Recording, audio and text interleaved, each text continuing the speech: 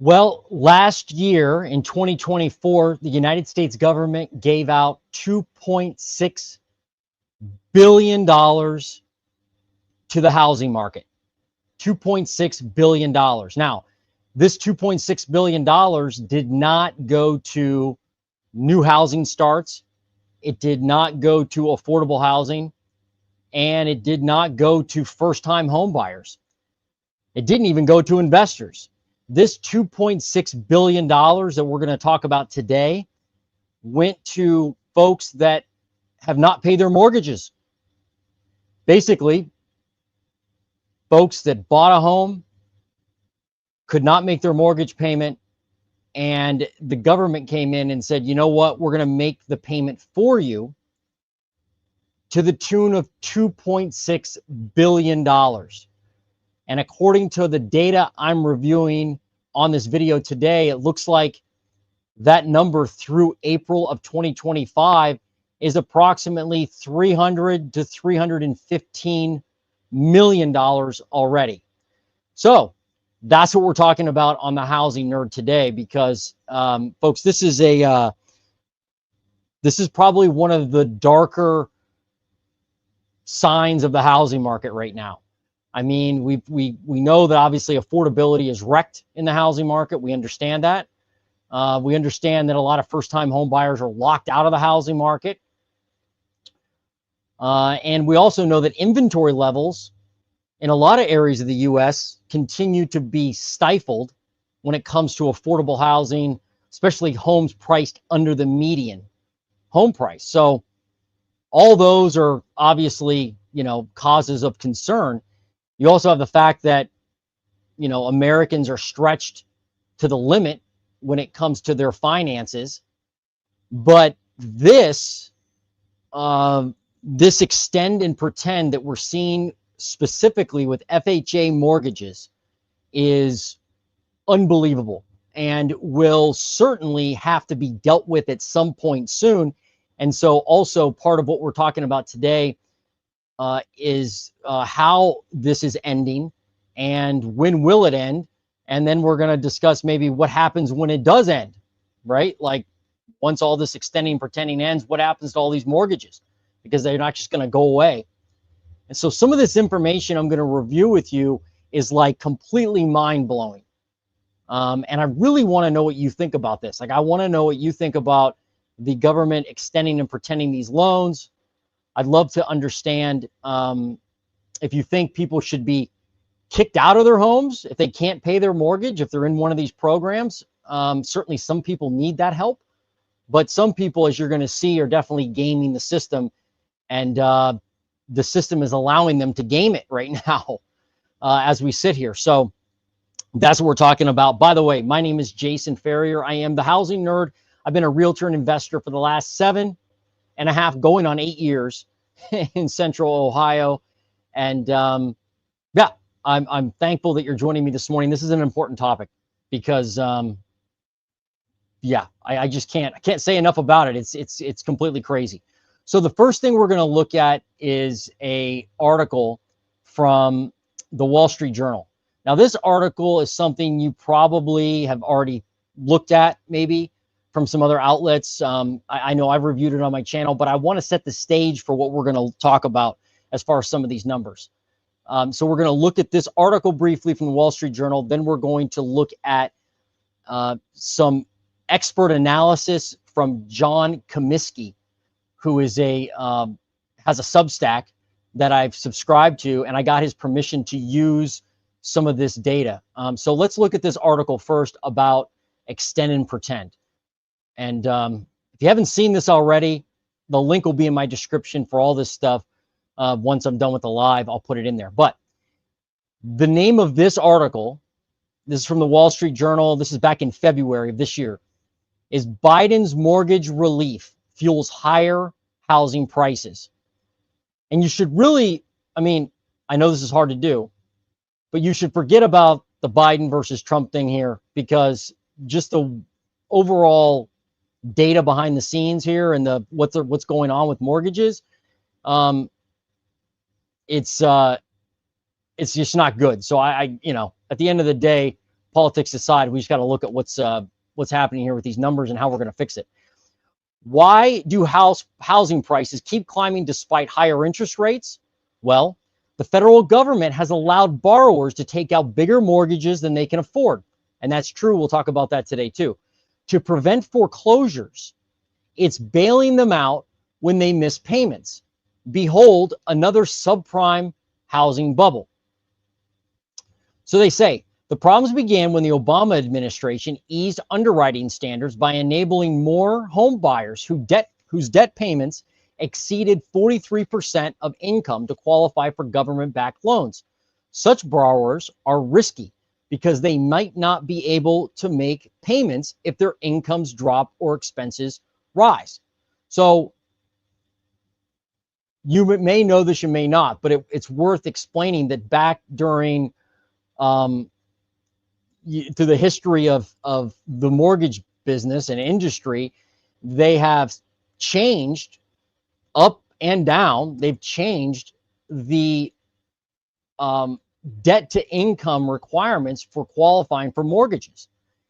And specifically, the FHA has changed it so that people who have as much as 56% in some cases debt to income ratio can qualify for a mortgage.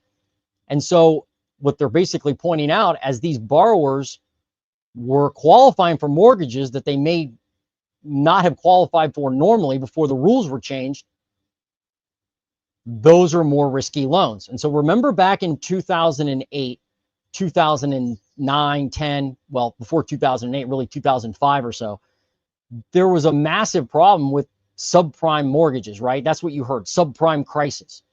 A lot of it were like, you know, they were adjustable rate mortgages. They were negative amortization mortgages. They were interest only mortgages. And so they called that the subprime crisis. Well, they made a whole bunch of rules after the GFC and said, hey, you got to have these qualifications to, and these type of loans only qualify to get backed by the government, basically. But they have made those requirements more and more loose over the past decade to allow more and more people to qualify to buy a home. And now, in some aspects, we're actually now in another subprime crisis, but you may not be hearing about it, and that's why I'm addressing it today.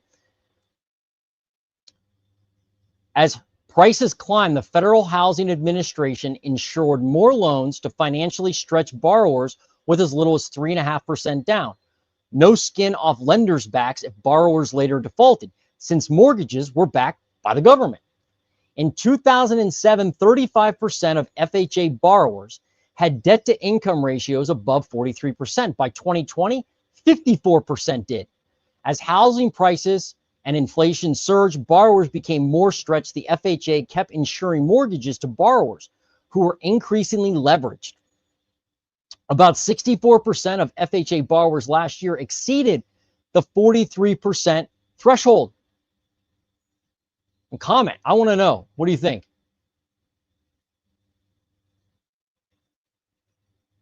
What do you think so far? The FHA loan portfolio is far riskier than it was before 2008. The American Enterprise Institute's Ed Pinto and Tobias Peter estimate that 79% of FHA first-time borrowers have a month or less in financial reserves, not enough to make mortgage payments if their household expenses rise, as most have owing to inflation. No surprise. Well, before we continue there, what other aspect of a typical FHA borrower's budget will change or did change at the beginning of May? What other aspect? Student loans. That is a whole other ball of wax, folks. Like, I'm looking at numbers now, and there's an article that I'm going to review later this week that talks about student loan debt and the mortgage industry, because as you could guess, FHA borrowers have, for the most part, student loans. A lot of them do, right? And those student loan payments were basically on hold for the last 5 years. When home prices went through the roof, when home prices went through the roof and inflation was surging. So you got all these expenses going up, housing prices going up. You got an FHA borrower who runs out and tries to buy a home, and they have student loan debt, but they're not making the student loan debt payment because they don't have to. And then, you know, knock, knock, knock, knock, knock. Guess what? You have to make that student loan payment now. That's going to seriously impact their expenses every month. And guess what? If you declare bankruptcy in some situations, or even if you can't pay your mortgage, you can just sell your home, right? If you have any equity at all, even if you have to do a short sale, you can sell your home. Can you sell your student loan debt? No. Can you declare bankruptcy and get rid of your student loan debt? No. Yeah, not good. No surprise. Many are missing payments, especially recent borrowers. About 7% of FHA mortgages issued last year when seriously delinquent, 90 days or more past due when a payment is due. Are you sitting down for this one? That's more than at the 2008 peak of the subprime bubble. So they're saying basically that FHA seriously delinquent loans that are more than 90 days past due, that rate is higher than the 2008 peak of the subprime crisis. Surprising? Maybe not. But today, stay tuned. I'm going to show you why that is, why these delinquencies are so high right now, the serious delinquencies. And it's not just because people are missing their payments. There's something a lot more sinister going on there. Also, at the end of this video, I'm actually going to open up a program I use, a website that I use to find foreclosures. And then I'm going to look around the country. If you're in a market and you want to know how many foreclosures are in your market, let me know what market you're in, and I'll put it in and see if we can find any foreclosures in your area. Under the guise of COVID relief, the Biden administration masked the growing troubles in the housing market by paying off borrowers and mortgage servicers to prevent foreclosures. Of the 52,000 FHA loans last year that went seriously delinquent within the first year, only nine resulted in foreclosure. Just 9. The FHA instituted a program that pays mortgage servicers to make borrowers miss payments for them. Missed payments are added to the loan's principal, but without interest. The FHA also pays servicers to cut monthly payments for delinquent borrowers by 25% for 3 years, with the payment reductions also added to the principal without interest. So basically, if I'm an FHA borrower, I can't make my mortgage payment. The government currently, right now, as we sit here, the government is making those payments for these borrowers. They're making the payments for the borrowers, and then the servicer, the loan servicer who's actually dealing with the loan, not the government, but the person that you pay the bill to, those folks are getting compensated by the federal government, by the FHA, to handle your delinquency, essentially. And then all those missed payments and missed payments basically are then tacked on to the end of the loan in a kind of a second loan at 0% interest.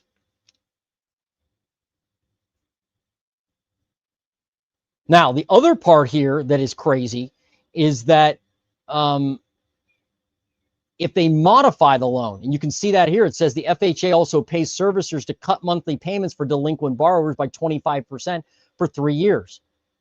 So they say, hey, we're just going to reduce your payment in some form or fashion. There's a lot of details behind that. But at the end of the day, they're saying, well, you reduce your payment, all those differences in payment, the 25% discount, the missed payments, we're just going to add those on in another loan at the end of as a second loan, basically. Now, would it shock you to know that those second loans are not counted in equity figures? So when we look at like CoreLogic, Black Knight, we look at their equity numbers for the United States, and you say how much equity homeowners have, these second loans, to my knowledge, are not counted in that data. Now, it's not the bulk of loans out there that are going through this, but there is a good amount, and you're going to see that in a minute. Consider a borrower who misses 5 $4,000 monthly mortgage payments. The servicer will add the $20,000 in missed payments, to the mortgage and reduce monthly payments by $1,000 for 3 years, adding another $36,000 to their mortgage. So the borrower is $56,000 deeper in debt, though with no additional interest. If he misses a payment again, the servicer rinses and repeats, getting paid $1,750 every time it lathers up. The FHA also lets servicers charge borrowers legal fees, typically several $1,000s, that are added to the mortgage principal. So in essence, we got rid of, back in 2008, if you think about this, we got rid of the negative amortizing loans, where the loan, actually the principal, grew even as you made payments. We got rid of those supposedly, but this is like the same thing. This is basically the same thing that's going on.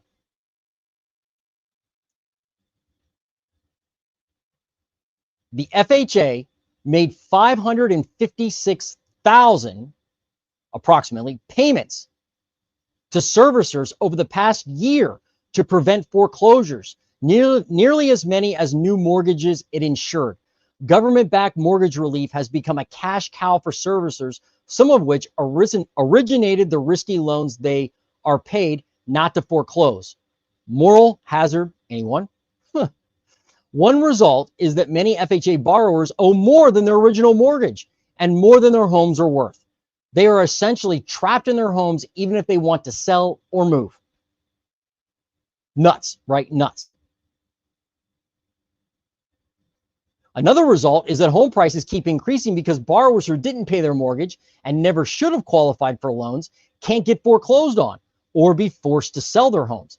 Getting foreclosed on these days is like flunking out of college. It takes effort. You have to reject repeated offers for mortgage relief. Government-sponsored enterprises Fannie Mae and Freddie Mac instituted similar home retention programs for delinquent borrowers with the Biden administration's blessing. The cost of their mortgage relief gets socialized into higher rates charged to home buyers whose mortgages they guarantee. Taxpayers are on the hook if the FHA insurance fund, financed by premiums on mortgages it backs, goes broke, paying off borrowers and servicers to prevent foreclosures. The FHA annual report to Congress doesn't disclose the cost of such payments, and the agency didn't furnish them on my request. Perhaps the Department of Government Efficiency should dig into the financial books. So far, they haven't. The Biden administration built a house of cards that could collapse if the Trump officials dare to end the mortgage giveaways, as they should. Foreclosures would inevitably increase, which could cause home prices to fall sharply in lower income neighborhoods with more FHA mortgages. More borrowers would then fall underwater, ballooning taxpayer losses, though homes might also become more affordable for people who don't already own them. Pretty shocking, right? Pretty shocking stuff. Now, that is kind of the setup for this, this part. So this next thing I'm sharing, this next article, is from John Cominsky, and this is a Substack. I'm going to link it in the description once I'm done with this live. I'll put the chapters in for this video, and then I'll link these articles. And you have to pay for the Substack. But John Cominsky is a writer and a researcher. I believe he's an I believe he's still a lawyer, but he has him and Melody Wright. I'm sure you know who Melody Wright is. They have dove into this FHA mortgage debacle, and he's written these Substack articles that go into detail that I can't share. It's way too much for me to comprehend, even as a nerd. But I'm going to give you the highlights because this is, again, crazy. So Let me just start and read some of this at the top, and it'll start to make more sense. The 160,000 FHA COVID-19 recovery modifications performed over the last 2 years are running 70% delinquent, 55% seriously delinquent, meaning over 90 days. So what this means is that not only do we have a problem of just people being in an extend and pretend realm, right, where they're not having to make their mortgage payment, but of the 160 modifications that they've actually completed. So like, in other words, if you can't make your payments at all, eventually the servicer is going to allow you to modify your mortgage. They're going to move to the modification stage where they actually restructure your loan. They either increase the term to 40 years maybe, or they could do something like lower the principal, or in some situations, I think they were even lowering the interest rate. But the point is that there were 160,000 modifications done in the last 2 years. 70% of those are delinquent, meaning after the modification, they still can't pay their mortgage and they're not making their mortgage payment. 55% are seriously delinquent, meaning they haven't paid in 90 days at least. So they go through the loss mitigation policy and the extend and pretend of not having to make their payments. Then they get their loan modified. They still can't make their payment. And now they're delinquent again. It's nuts. It's completely nuts. The Ginnie Mae MBS disclosure data provides hard data on the majority of them, with the other 40 to 45% of them that were never securitized likely faring worse. So some of this data is hidden, they're basically saying, because a good portion of it was never securitized, meaning it was never put in MBS securities because it was performing so poorly. These modifications tell both an infuriating tale of borrower fraud and abuse and a sad tale of borrowers who received a terrible loss mitigation workout while waiting for the FHA to patch a hole in their loss mitigation programs. An abject failure to buy the FHA. The extend and pretend music is still playing for these mortgages, though that music has an end date. And when it stops, many of these mortgages will head to foreclosure. I'm going to skip this chart. So basically, the next part of this article is that John goes into the Wall Street Journal article that we just reviewed, and he talks about, some things they got right, some things they got wrong. This Substack article is long, by the way, so I'm not going to read all of it. I'm going to go, let me see, I'm going to go down here to,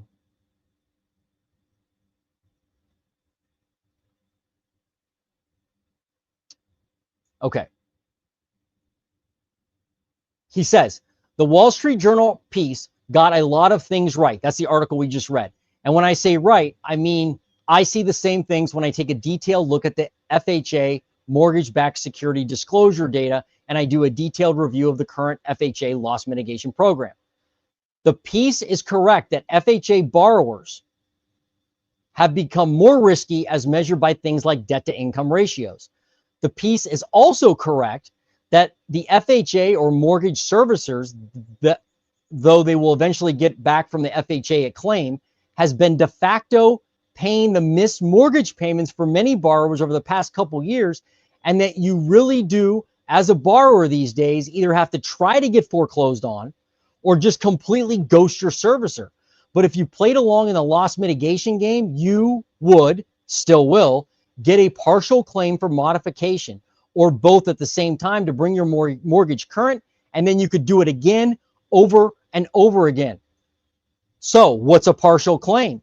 It's when the FHA pays money toward a borrower's mortgage and tax that amount on as an interest-free junior lien payable when the mortgage is paid off.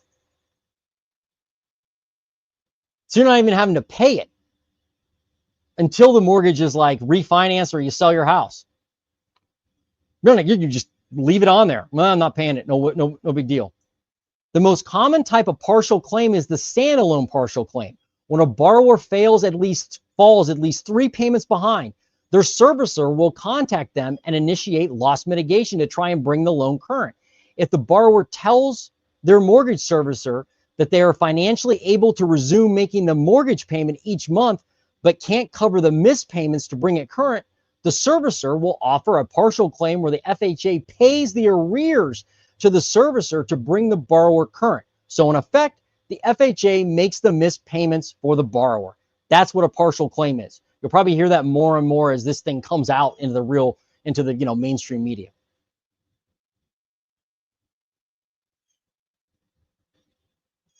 The partial claim game.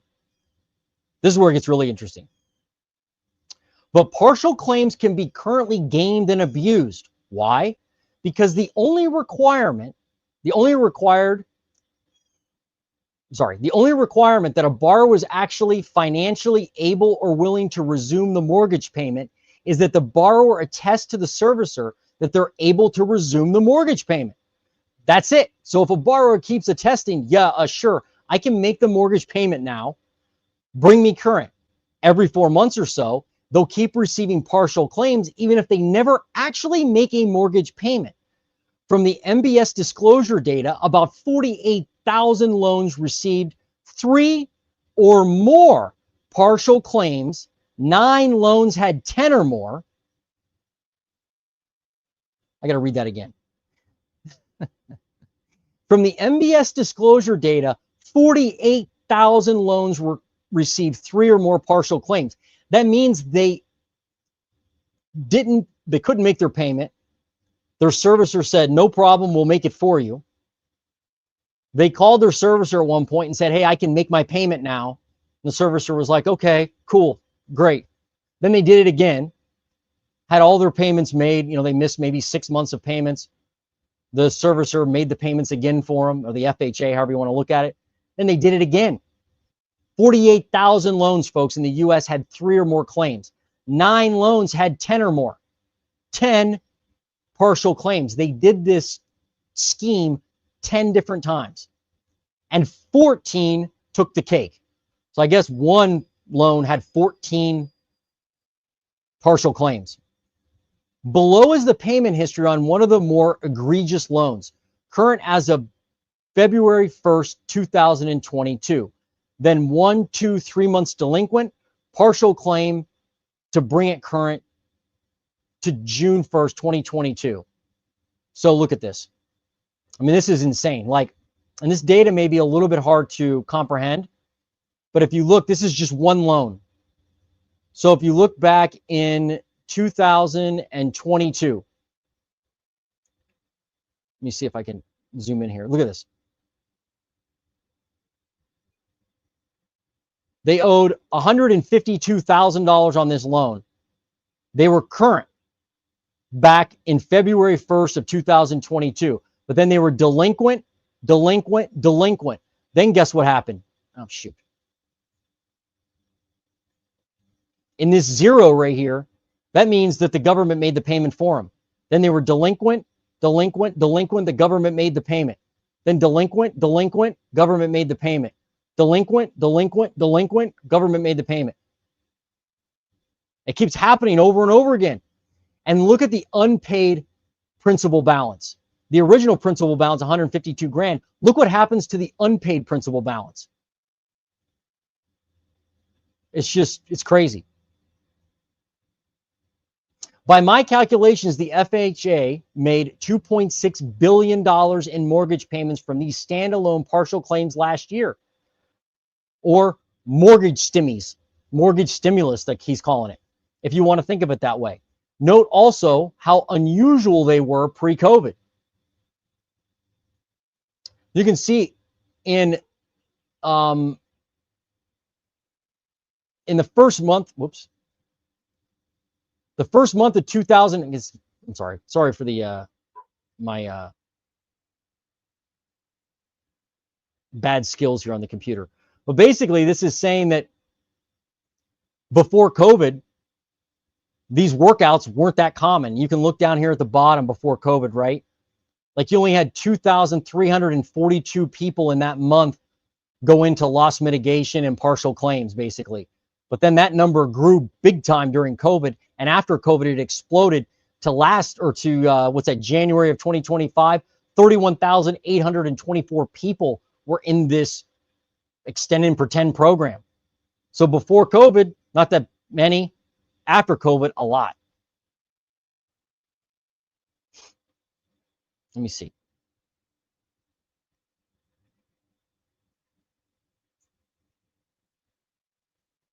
Okay, so next I'm going to go into some of the modifications they're making, because that's like crazy too. But let me look at some comments here, see what y'all are saying.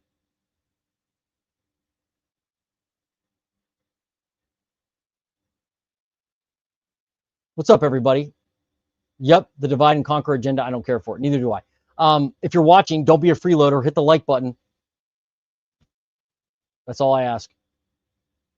I'm going to bring you the data. All you got to bring are your comments and your thumb, right? That's all you got to do. Let me try this. I'm hearing on the FHA forgiveness, if a student loan is delinquent, that disqualifies them from the modification. That's exactly correct. Jay, thank you for bringing that up. You stole my thunder, dang it. But no, seriously, that's a big thing that's coming too. Student loans, you're 100% accurate. If you miss a payment on student loans, that disqualifies you from loan modification on your FHA mortgage. I mean, how many videos on TikTok have you seen that, or on YouTube with people reacting to TikTok videos, right? That's like, I'm not making my student loan payments. I'm just not making them. That's just how it is.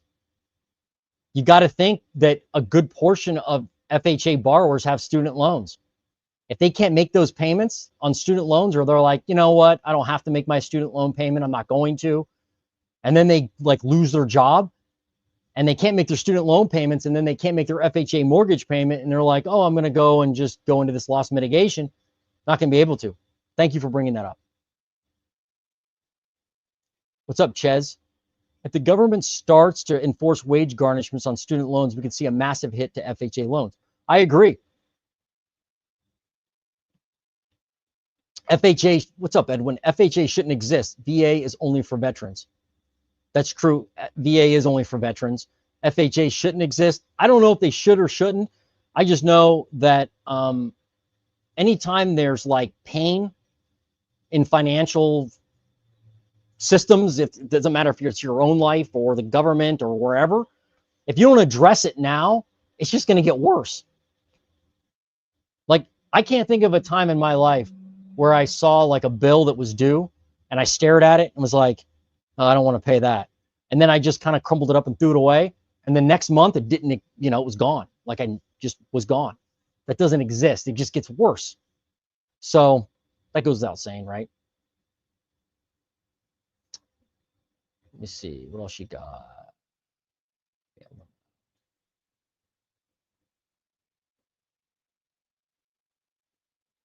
Rates need to go up. Maybe. They have recently in the last week, haven't they? What are they today? They're probably over 7, aren't they? I'm guessing they're over 7. I didn't look this morning. I should have. Trump wants 2%. He does. He wants lower rates. There's no doubt. Stuntfish, what's up? It's a bad system when someone can qualify for an FHA and their student loans were not considered negative debt to qualify for the FHA loan. That's a great question. And it's something that I've asked various mortgage professionals, and I've received different responses. So if you're a mortgage professional on this call, old corporate America, if you're a mortgage professional on this live, or you're rewatching it, I'd like to know because I'm not a mortgage professional, I'm just a realtor. If you count that when you're looking at their debt to income ratio, like when you weren't making those payments, those student loan debt payments for the last 5 years, did that count towards your debt to income ratio, or was it not counted? If it wasn't counted and now it is counted, or you do have to make them. Holy cow. Holy cow. That's going to be insane. What's up, McConaughey? McConaughey? 840. Am I saying that right? I don't know. Check out the Northern Nevada market. It's like we were at 6 months behind Vegas and the Bay Area's inventory is just starting to climb and sellers are delusional when it comes to price. I can do that. That's not for today, but if you comment on this video or I don't know, even join us on a live, on the Redfin live that I'll do at the end of the week, I'd be happy to check that out for you. You're talking Reno, is that the Northern Nevada market?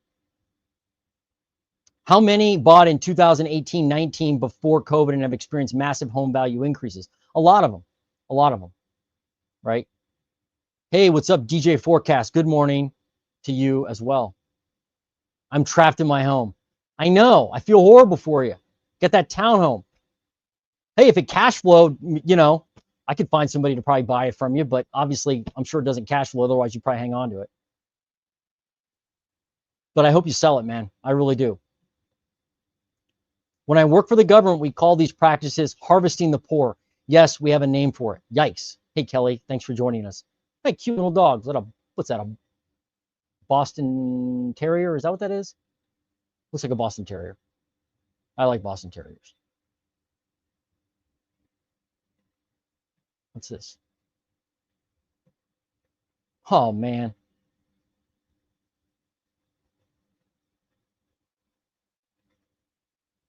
Edwin, dude, I'm a mortgage professional. I'm not a mortgage professional. I'm just a realtor. You like that? Thank you for the super chat, dude. That was really nice of you. Man, I used your funds last week to get pizza on Friday. That's what I do with my super chat money. I buy pizza. But really, thank you. I appreciate that.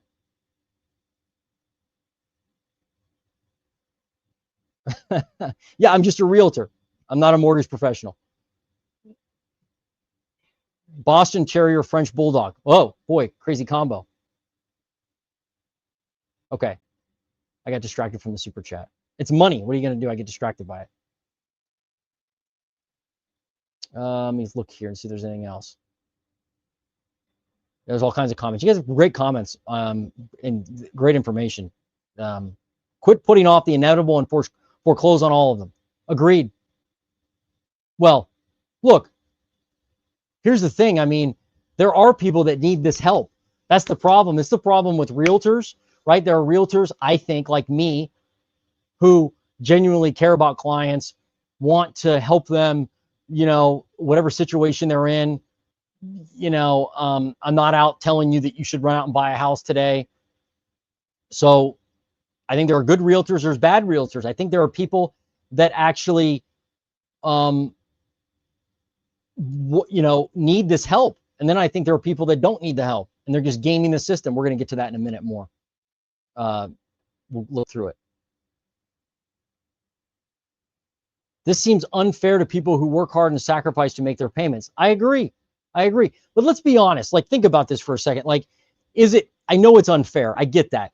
But at the end of the day, it's going to work out better if you make your payments. You're still going to be further ahead than the person who didn't. So in a way, is it unfair? I get the fact that we're all paying for it in one way or another when people don't do this or people don't make payments. But if you do make your payments on your mortgage and you keep your credit good and the balance goes down and you gain equity and value in your home, you're going to be much further ahead than the person who's extending and pretending because their balance is not going down. So you'll still be further ahead if you play the system right. If you, you know, do what you're supposed to do. That's my take. So what's the solution? You want these people homeless or renting and then being evicted? What's the solution? That perfect question, MD. Perfect question. I'm not sure there is an easy answer for that. But something has to be done. It feels like, or it seems like we've built up so much pain that to make that change and to fix the situation is going to come with more pain because we've built up so much pain, delayed pain, I guess. But no, it's not, you don't want these people homeless. I mean, the VA moratorium on foreclosures just was, that ended. And so a bunch of veterans had their houses, go into foreclosure. Do I want that? Absolutely not. Absolutely not. Like, my father has a VA mortgage. Do I want, he's not behind in his mortgage, not that I know of anyway, but but like, would I want him on the street? Absolutely not. But I think that they've made some changes that are coming up that will help weed out the bad actors. And so I'm going to get to that too.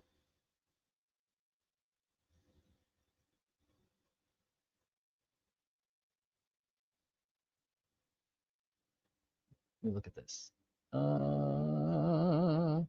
Good comments. Good comments. Extending and pretending. Yes, exactly right. Extending and pretending. Okay. So let me go back to this, the article, because there's a lot more here, believe it or not. All right. So now we're going to look at the modifications from COVID and kind of what happened here. Because when somebody talks about a loan modification, what exactly does that mean? Some borrowers incur financial hardship, which prevent them from being able to afford their current mortgage payment for the immediate future. For them, just resolving the arrears won't result in them keeping the loan current. Meaning they miss all the payments and somebody catches them up on the payments. What is that? That may not mean they can still make the payment moving forward, right? They just said that. I just repeated them. They need a lower payment going forward. Enter loan modifications, which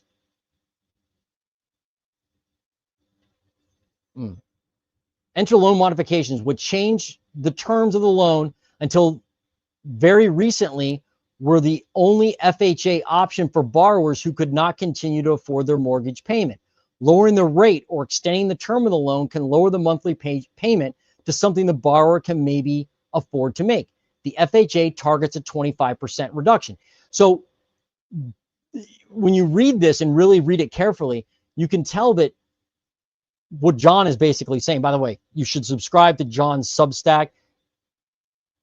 His information is fantastic with this. And you're supporting somebody who, is just trying to bring us data that other people are not. But what he's saying is that at one point during, before COVID, the only options that were available to FHA borrowers were modifications. That's the only options available were modifications. So this whole like partial claim, extend and pretend wasn't in play until COVID. So we're trying to get back to that is what he's going to get to. For FHA loan modifications, the new interest rate must be set to market rates. This is important. Somebody said rates need to go up. Check this out. Specifically, the Freddie Mac primary mortgage market survey rate plus an additional 25 to 50 basis points. This worked well in fiscal year 2021 and early 2022 when market rates were in the low 3% range, reducing monthly payments through a significant reductions on the interest rate. So to modify a mortgage and change the interest rate to bring your payment down, if you can't make that payment, if you're at a 5%, maybe you bought back in 2017, 16, rates were like in the fives, if I remember right. Well, if then rates are in the threes and you need to modify your mortgage, you're in luck. Your payment's lower. But the past 2.5 years have been a very different story. Market rates have fluctuated between 6 and 8%, far higher than the original rates on most defaulted loans. While servicers can extend the loan to 40 years, even at a 0.75% interest rate increase can offset the payment reduction from the extended term. So one of the modification triggers or modification tools that the FHA uses is to extend your loan from 30 years to 40 years. By the way, comment below, tell me if you think 40-year mortgages are coming, because I think they're coming. I think that that's a tool they haven't pulled out yet. There's a joke there, but I won't use it. And they are going to introduce 40-year mortgages. I can sense it coming. I wouldn't put it past the current administration to try to push that into effect. If the housing market continues the way it is with unaffordability, I think they will come up with 40-year loans and say, that's our next step. If you look at an amortization schedule, I can never say that word. If you come up with an amortization schedule and look at a 40-year term versus a 30-year term, the difference in payment isn't that great. It's not. It's not like going from a 10-year loan to a 30-year loan, obviously, but it's not that big of a savings. But what he's saying, what John is saying here is that a 0.75% increase in interest rates, if you try to modify your loan to a 40-year loan, just a slight blip in interest rate will make that change in term basically a wash, and your payment won't go down. One last option, lower the principal. If meaningfully lowering the monthly payment is impossible by just adjusting the rate and term of the loan, the only possibility left is to lower the principal. Accordingly, the FHA allows partial claims to be used in combination with the loan mod. The partial claim funds cover up the arrears, accumulated missed payments, and then are applied up to 30% of the unpaid balance at first partial claim max to lower the principal of the modified loan until the FHA's 25% lower payment target is hit. For example, say a borrower has a $300,000 remaining principal balance, $10,000 in missed payments, no prior partial claims. The modification plus partial claims could reduce the principal to $220,000. Basically, lowering the principal that you owe. It's a major reduction. But if their interest rate jumps from 5 to 7%, the payment savings from the principal reduction shrinks significantly. Even with a 40-year term extension, the borrower may only see a 15% payment reduction, short of the 25% target. And if the 15% doesn't turn out to be enough, they've exhausted their entire partial claim allotment, drastically diminishing the borrower's future loss mitigation options.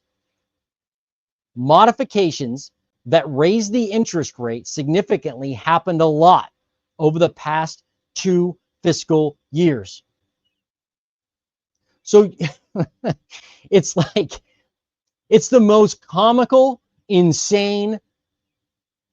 You can't make this stuff up. You really can't make it up. Like, these poor folks are modifying their mortgages because they can't make the payment. And instead of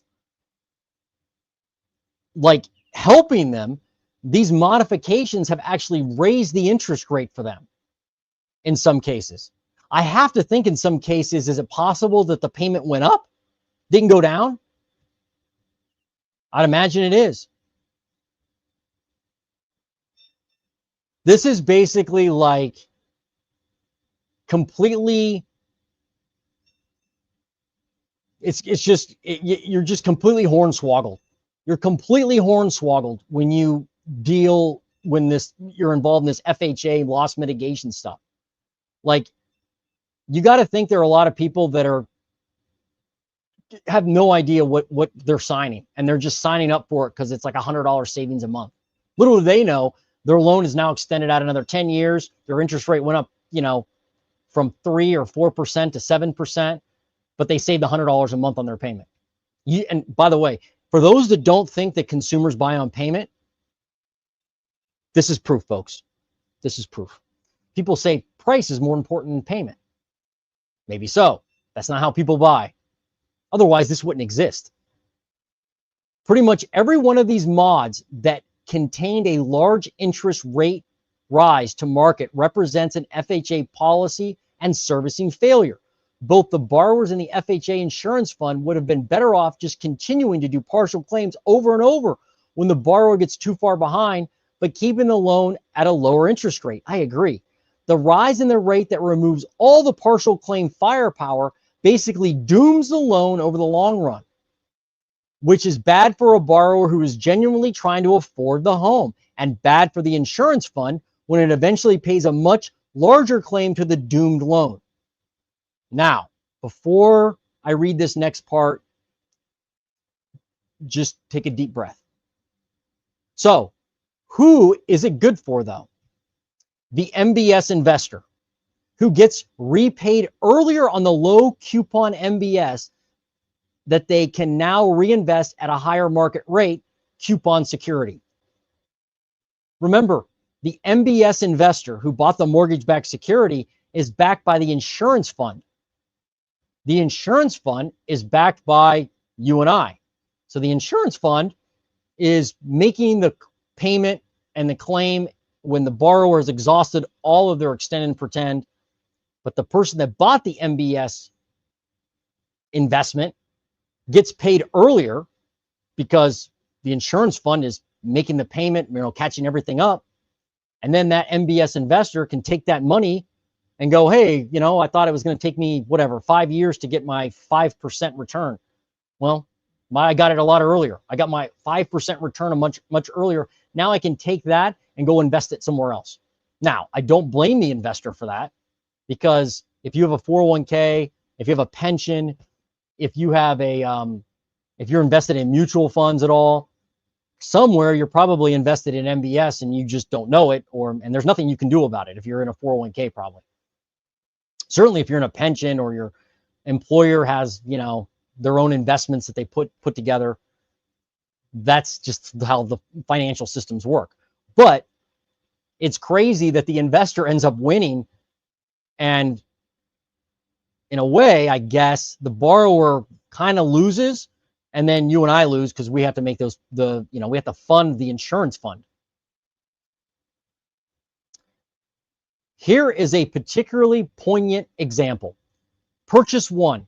Loan is originated. This is a real loan, by the way. This isn't made up. Loan is originated in Arizona late 2019, securitized, and enters the mortgage-backed security pool January 2020. Starting payment, $1,252 plus $375 equals $1,627. By the way, there's somebody on my channel who emailed me and they asked a question on the channel. You may be wondering the same thing. What happens to the taxes and insurance in this situation? I emailed John Cominsky. I haven't heard back from him yet, but I'm assuming that the taxes and insurance are also, the payments are made by the insurance fund or, the FHA. So I think that the taxes and insurance are also paid. Borrower starts to struggle, and Lakeview Loan Servicing, which is a real company, buys it out of the pool in October 2020, eventually doing a COVID recovery mod when they were still helpful in June of 2021. The new payment is $1,440 a month. So they went from $1,627 a month to $1,440. If that difference in payment makes the difference whether or not you're going to make your mortgage payment, you have a lot more problems than just your mortgage payment. Like, you could literally go to yard sales. I'm not kidding. You could go to yard sales and find items to sell on eBay to make the delta there. So like, that modification doesn't help at all in my head. Even adding $13,000 of arrears to the principal balance, the mod brings a meaningful payment reduction due to the much lower rate. He calls it meaningful payment. I don't think it's a meaningful payment reduction. 5.125% to 3.375%. And the borrower still has $70,000 of partial claims available if they need to assist with future loss mitigation. Basically, what he's pointing there is that back in 2021, if they did a modification like this, it saved them on the payment, and it also allowed them to still have partial claims left over in case they got into trouble again, because you can only go up to a max of 30% of the original loan value. So the original loan value, if it's $1 million, you can only have $300,000 in partial claims. You can't, have $1 million in partial claims. So there is a limit, but it's obviously a big limit. But he's saying, hey, back in the day, there was still room to help people even if they had a mortgage modification. Borrower stay current for the next 2 years, but then misses 4 consecutive payments. Lakeview then buys the loan out of the pool to perform further loss mitigation. That loss mitigation ended up being a modification that brings literally almost no payment relief, but completely exhausts their partial claim funds. Why? Because rates are higher. Look at this. The new payment is $1,437. $1,437. And what was it before? $1,440. They saved $3 a month. Now that's right. $3 a month. That's what they saved.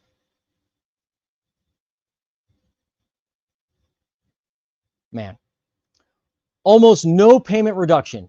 Why go this route? Likely because the borrower was evaluated first for partial claim, but indicated they could not continue their payment. So next, the servicer moves on to the recovery modification plus partial claim, but the best can get to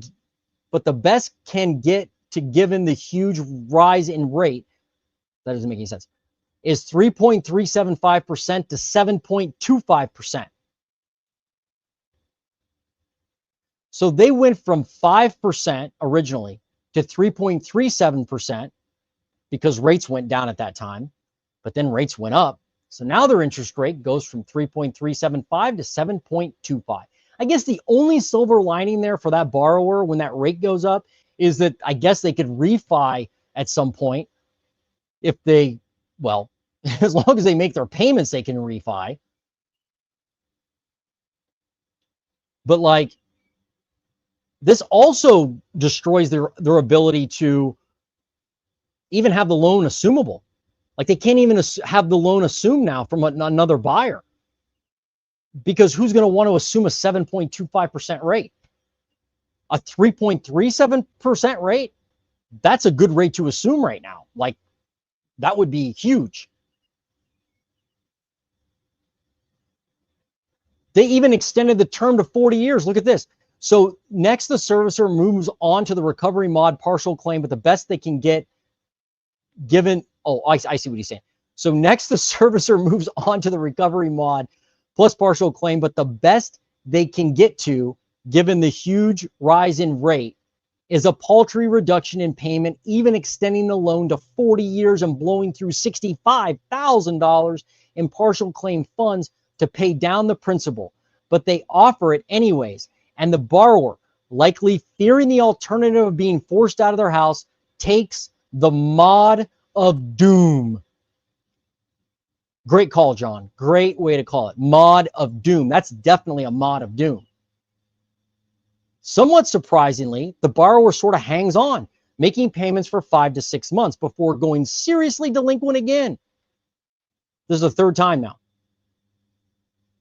Lakeview again buys it back from the pools to perform further loss mitigation. All right, so let me go down because he continues it. All right.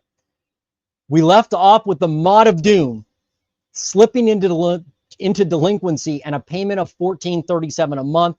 Remember that original payment was a whopping 15 something or low 1,600, so he's total saved $160 or something. And now the loan gets modified again. This is the third time. The new payment, $1,110 plus $375 in property taxes and insurance, $1,485 a month, which is higher than the payment he just had. Why? Because they had to make those partial claim payments for him. So that exhausted his ability to make the payment. I'm sorry, exhausted his ability to have more modification. This mod both raises the rate a little, 7.25% from 7.375%, and principal balance due to capitalizing the arrears. Borrower manages to make one payment on this mod and is now 6 months delinquent as of the end of January. What now? What's next for this borrower? Likely another modification. Might get a little rate relief with the recent dip in rates, but will probably add another $10,000 to the principal. Will that mod perform? Highly unlikely. So let me look here.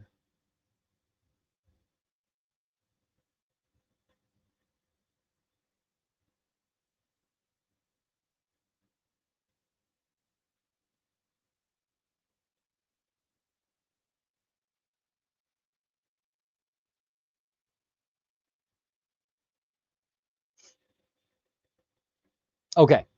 So now I'm sure you're wondering, okay, now what's going to happen next? Like, when's this goofiness going to end, right?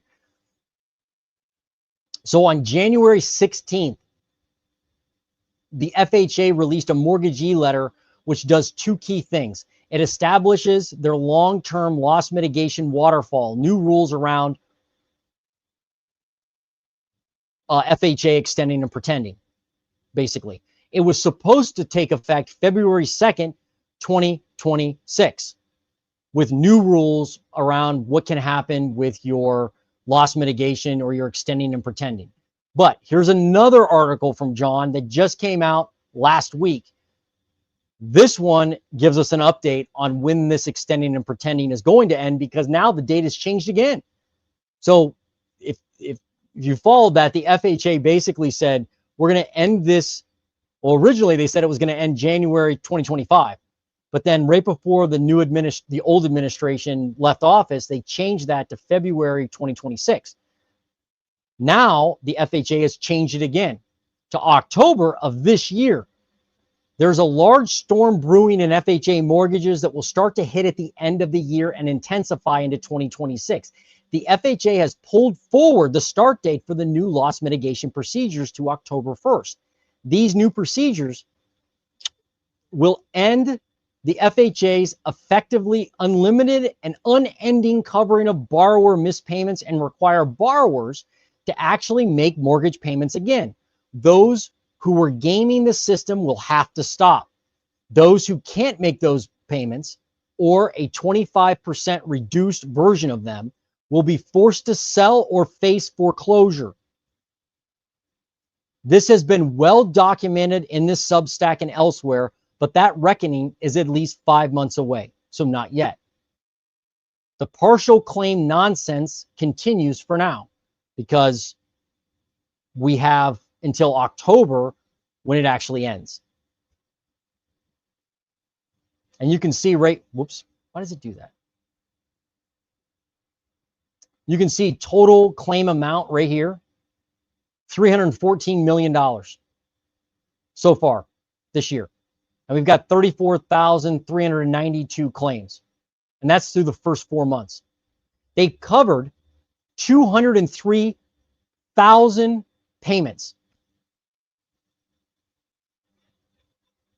all together with these modifications, or these claims, I guess. 203,000 payments. No, that's not right. Yeah, that's right. 203,000 payments. Crazy.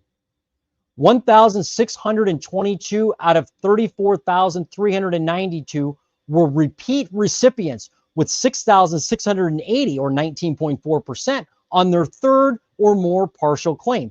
10,086 received at least one other partial claim since January of 2024. So almost half have gamed the system twice. 20% have done it 3 times or more. Throw in another 7,000 loans that were removed from the MBS pools, almost certainly to be modified. And that's over 41,000 loans in April that were cured and thus removed from the seriously delinquent rates due to loss mitigation efforts. Uh-oh. Pay attention to that, folks. Basically, it means that these seriously delinquent rates that you see, like this chart here, for instance, this chart is from the MBA, and it shows you the Mortgage Bankers Association, and it shows you seriously delinquency of different loans. The blue line is FHA. They say it's 10.81% as of 2024. It's a little higher now, but what John is saying is that these seriously delinquent loans are not counted in the seriously delinquent data once they're in loss mitigation. I've seen conflicting things on that. Like I've seen data saying that it is included. I've seen data saying it's not included. I'm not sure what the right answer is, but it wouldn't shock me if it's not included in the data. In other words, well, we're not going to add that stuff in because that's in loss mitigation, so it's really not delinquent. It's like, well, it is delinquent. You're just making the payment for somebody. I mean, you really can't make it up, can you? It's completely insane. The redefault rates on loans that have received a partial claim in the past run 5 to 7x worse than loans that have not received a past partial claim. Meaning, if I had my loan modified already one time, and I go to do it again, the redefault rate on the risk of me redefaulting on my loan is 5 to 7 times greater than somebody who has never received a partial claim. Obviously, right? Now, there's some other data here he has on the screen, but man, it's detailed. I'm not going to go through it. He actually goes into the, he does talk about student loan debt briefly. But notwithstanding, those dramatically higher redefault rates are even worse redefault rates for recent modifications. Loss mitigation efforts absolutely do prevent forced selling and foreclosures in the majority of cases, but only if loss mitigation home retention options are available to the borrower, and for a chunk of FHA borrowers that will stop being true in the not too distant future. Who was it? Who said that on the live? Somebody said this. Shoot, I can't remember. MD, I think you said it, right?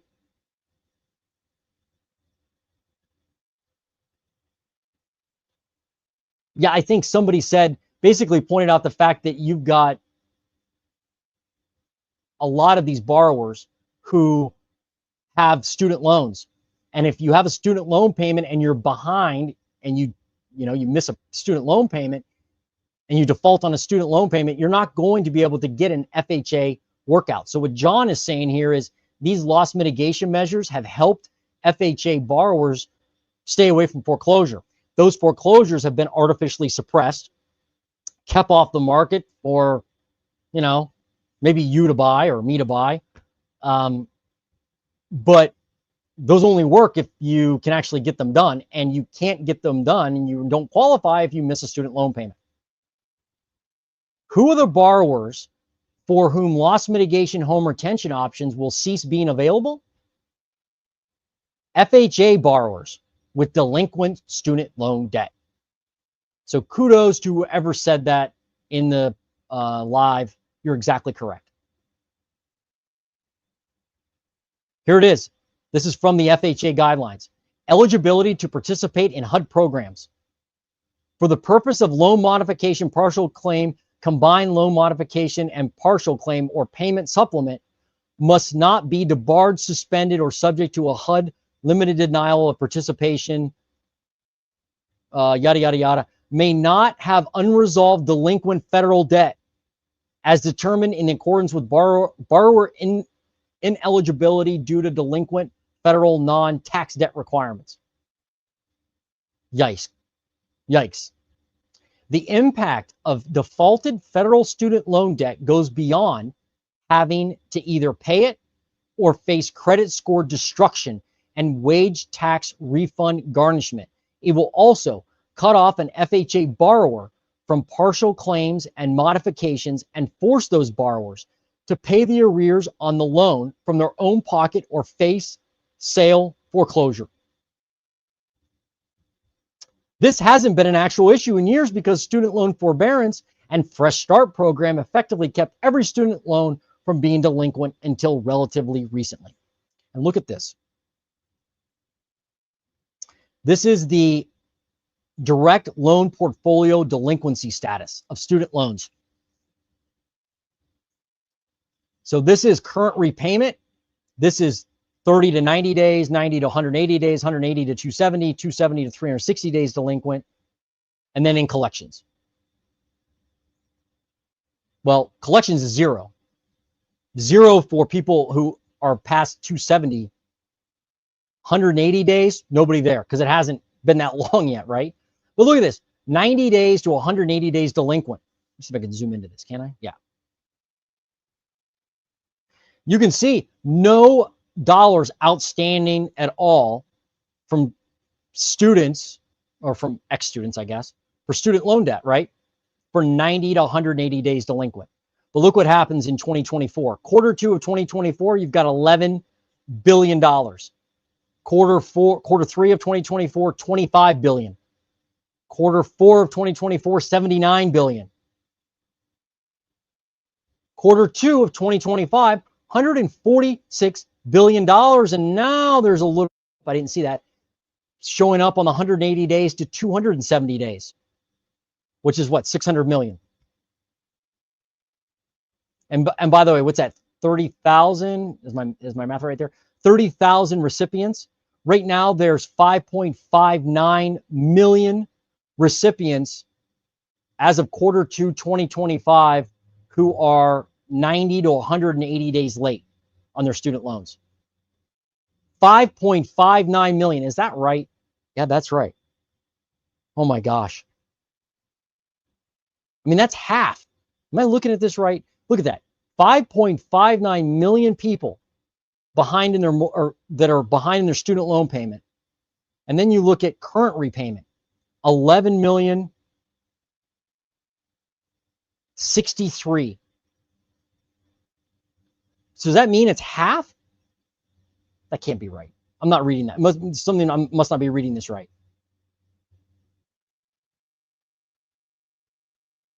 It also looks like people are, let me see this. Includes outstanding principal, interest balances, borrowers identifying direct.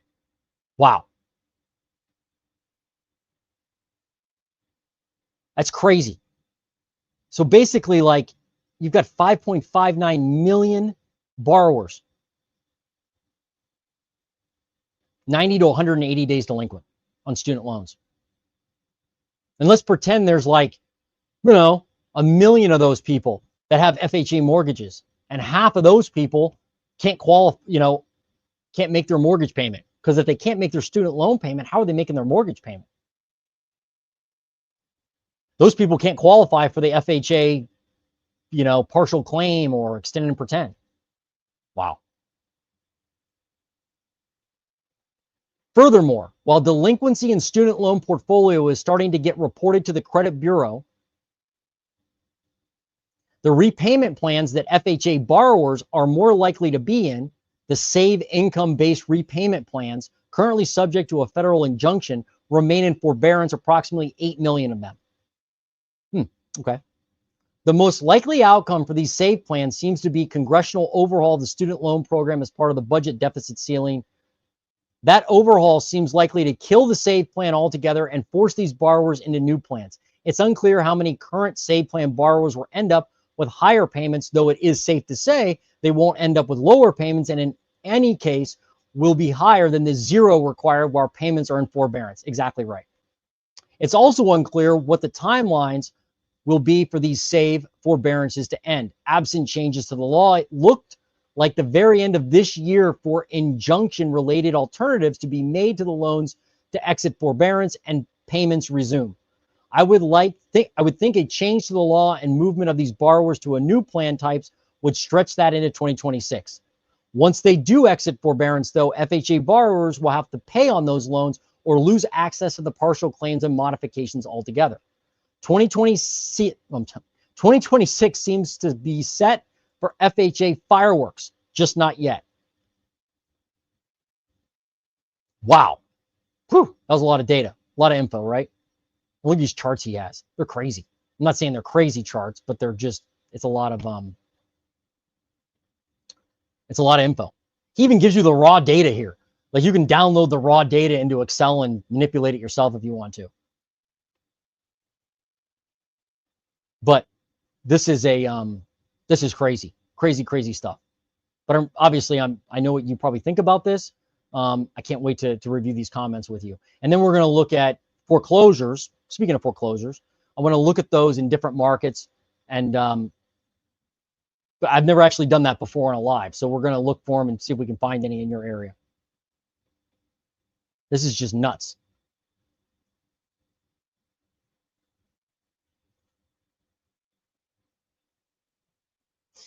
Maybe the government does 100% credit lock for people needing help. How many people not paying home loans also have multi 600 auto payments? I see what you're saying. Yeah. Like, hey, you can't be responsible, so we're going to not allow you to buy a car, right?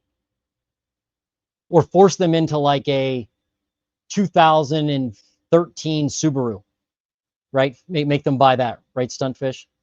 Not a bad plan. Hard to execute, but we can dream. I'm beginning to believe if the current administration doesn't bring back some decent paying jobs, then first-time home buyers will not be able to buy a house. Well, my likely scenario there is that they create some type of different loan program to help first-time buyers maybe, or they're going to try to just lower rates. I mean, I can't imagine that the Treasury Secretary and the administration, I can't imagine they're very happy about the 10-year Treasury right now, because that's controlling mortgage rates. And so they're going to have to do something there to lower rates if they really want lower rates. I'm not saying we should have lower rates, but I think they'll try to do something there. They could create more jobs. That may help, but that's probably not. I mean, we live in a world of like instant gratification. I don't see changes being made that have the idea it's going to help people and borrowers like 10 years from now. I think that's to them, that's probably not quick enough. They want something that, while it's probably more harmful, changes things today. That could be like a 40-year loan. It could be an artificially low interest rate for first-time borrowers, or first-time buyers, you know, anything to like stimulate prices. I think it could be jobs, but it's going to be anything but lowering prices. They don't want asset prices to go down because they all invest in real estate.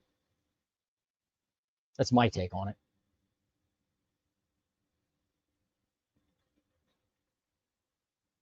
Kelly, what's up? The maths just don't work at these rates. They don't. It doesn't at all. It doesn't. Jason, the Trump admin is probably more focused on bringing back jobs than creating a 40-year mortgage. Probably. Yeah, you're right. They probably are. I'm just saying like the 40-year loan is like, I'm not saying it's the right thing, but it's probably the easier thing to modify or to put into place, right? Because creating jobs is kind of squishy in a way, right? It's like, where do we create them? How do we create them? Oh, how long is it going to take to create them? Oh, it's going to take another 2 years. But you can maybe make a policy change in the 40-year loan overnight, seemingly, right? They can't have 40-year loans unless rates come down, or else they'll never pay them off. Right. I don't think they're concerned about that, though. That's a good point, but I don't think I don't think that's how they're looking at it. I think they're like, well, but it'll get people into houses, and that's what they want, right? 30-year loan, the first 5 years is pretty much interest. 40-year loan, it's like the first 8.5 years is basically all interest. Agreed. But they just want they want people in houses. This was a bad program. It was a bad program. You guys have great, what's this? Sold my house in June. What's up, Kevin? Ike. Kevin Ike, alien. I sold my house in June last year, been renting for the last 9 months. Make over $200,000 profit. Good job. Just went under contract last week. We bought a place in Port St. Lucie, Florida, put $100,000 down, 5.99% interest. Good for you. Did you get is it a new house? I'd like to know. Or did you get a discount? Did you negotiate? What did you get, and why did you rebuy now? I'd love to know that. Thank you for telling your story, though. By the way, if you're watching this, I'd like to see more of this. Like if you're renting right now, if you're looking for a home, if you're not looking for a home, if you're investing in real estate, why are you doing it? What's your strategy? What's the method to your madness? But good job, Kevin.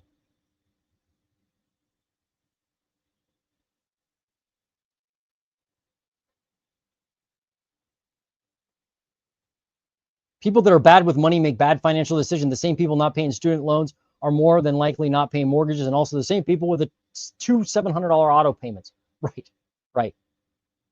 Obama's back bailout fueled the higher prices. They took the money, took the houses, and got a bailout. They've been playing with house money ever since. Yeah, we saw in the article that a lot of the changes were made in the Obama administration, but I think a lot of the, well, I think there's been money printing, extending and pretending, asset prices only go up type attitude for several administrations.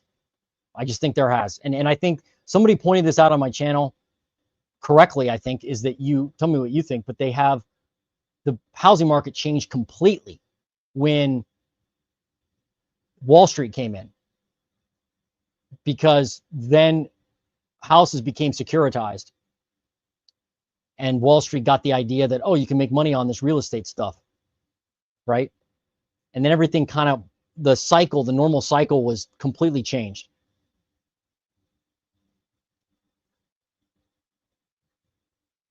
What's up, Dan in the dirt? How you doing today? What's up, Alex? I haven't been able to buy until a couple years ago, and if prices stay high, I'll just keep renting. Nothing wrong with that. Nothing wrong with that at all. I'm going to try this thing. There's this new feature on StreamYard. I'm going to try it and see what happens. It says that, so, oh, okay, you can see them. Yeah, there's some kind of feature now in StreamYard where the comments come up. Like, I don't have to click them. They just come up, I guess. I don't know. Tell me what you think, if it's stupid or not. Nothing wrong with renting, though. Do you see the market ultimately being up or down in 10 years from now? Jeez. I don't know. I don't know, Jordan. Thank you for joining us. I mean, really hard to tell. Market specific, and there's a million different variables. I don't know. I don't think I could ever make that prediction. I could be let me put my realtor hat on. Yeah, market will be up in 10 years. But no, it just depends on all kinds of things, right? Like, I don't even know what's going to happen next year. This year, by the way, I predicted home prices would go up 2.5%. That was my call, 2.5%. Right now, they're basically right around 1.5% to 2%. So I'm off. So I don't know if I'd trust me in 10 years from now. That's a hard question to answer. Alchemist.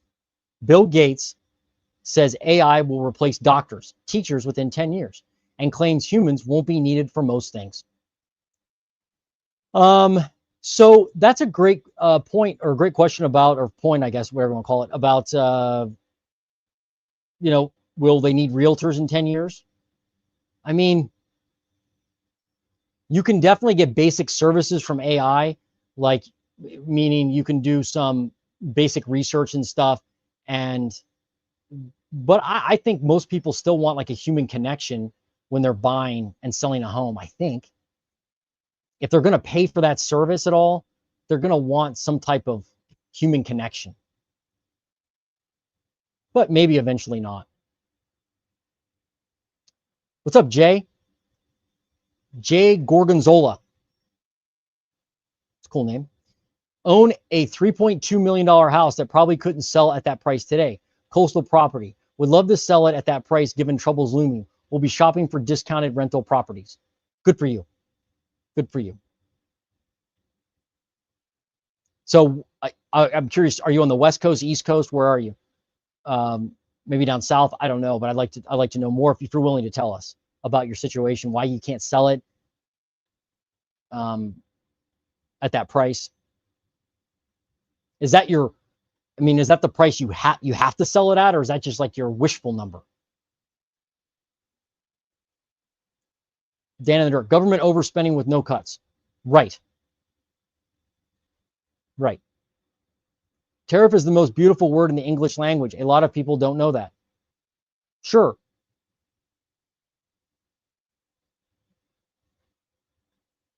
A lot of great comments. Rent Viv AGM. Renting now, want to buy someday, hoping for price correction. Nothing wrong with renting. I would encourage anybody out there, though, that's saying, I'm waiting for a crash, I'm waiting for this, I'm waiting for that, whatever that is. If you put your mind to it and you focus on it, you can find an opportunity today that is discounted. You can do it.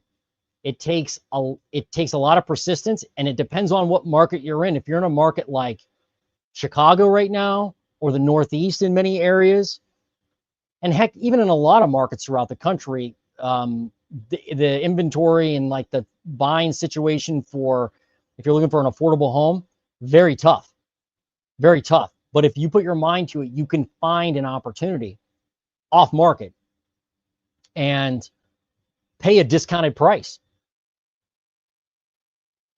It's possible. So don't give up. Like, I encourage you. To me, it's like, hey, I don't know what the future holds. So I'm going to do the work today to get the deal that makes sense for me. If price is correct or things change, great. That may help me out. Like if interest rates come down, great. That'll help me. But if not, no big deal. I still got the deal. Anyway, that's how I look at it.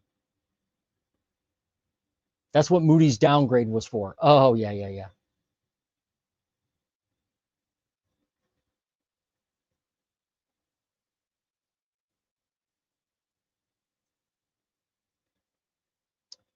What's up, Chris? Does this news make you hesitate to buy right now? Are you talking to me, Chris? Does it make me hesitate to buy? And if you're talking about this MBS or this stuff we're talking about today, well, I mean, no, FHA modification, sorry, then it doesn't change how I look at things from a buying standpoint.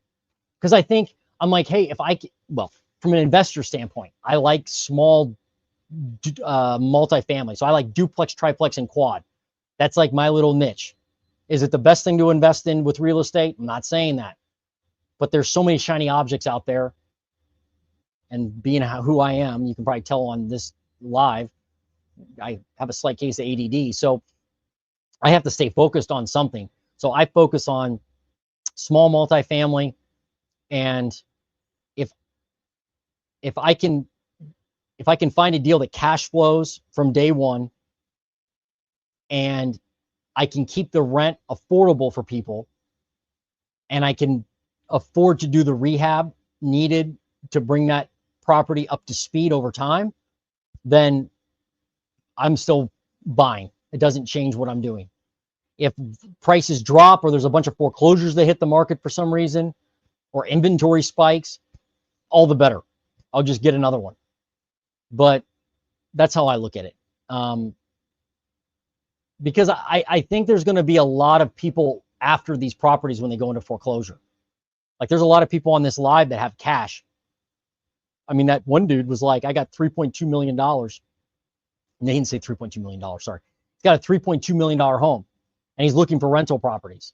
Well, I'm just assuming that if he found a property from a foreclosure from one of these people not paying their student loans or whatever, or not being able to pay their FHA mortgage, he would buy it if it made sense.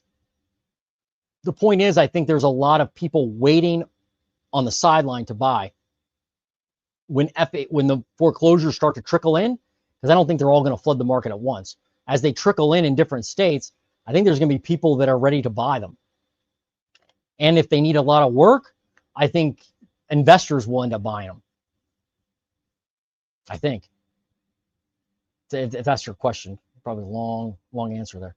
Clinton County, Ohio resident here. What's up, Jesse? Thanks for joining us from Ohio. So, disclaimer for the housing nerd, or I guess news break.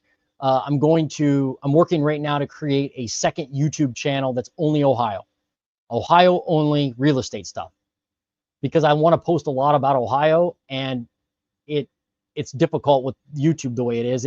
It's only going to show people who live in Ohio maybe. So to make it clear, I'm going to make an all Ohio channel. I'm working on that now. But welcome. Kyle, what's up? Honestly, if you're looking for a house and don't want to sign a lease, your best option is Airbnb until you find the right place. Not a bad idea. Actually, I've got some Airbnb tenants I've had over the years that have done that between houses. They've actually Airbnb'd, or I've had professionals like, I had a guy that only traded crypto. That's all he did for a living. He was like 23 years old. I don't know if he's any good at it or not, but he would travel around Ohio into small towns and just stay at Airbnbs because he was like, I'm just saving for a house. So not a bad idea, Kyle. It's not the price of assets going up. It's the value of the dollar dropping. Right. Yeah, I understand. I appreciate your insight. I'm glad I came across your channel. You've been informative and helped me navigate the current and projected market. Oh, you're welcome. Hey, that makes me feel good.